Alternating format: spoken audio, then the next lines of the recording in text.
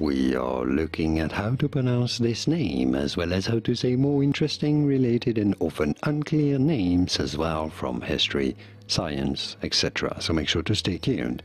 So he was a French educator, inventor of this alphabetic tactile writing system. So how do you say it? Since he was French, for reference, in France, this name is said as Louis, silent S, Braille, Louis Braille. In English, however, this name is generally said, well, sometimes as Louis, but really you should say Louis.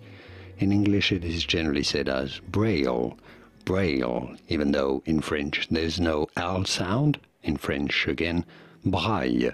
So I guess in English really it should be said as Louis Braille. Louis Braille would be more correct, but in English it is certainly said as Braille, Braille, Louis Braille. In French, Louis Braille. And now you know it all. Here are more videos on how to pronounce more interesting names, including French names whose pronunciations aren't obvious. Make sure to like this video if it was useful. Thanks for watching. Thanks for your support. Au revoir.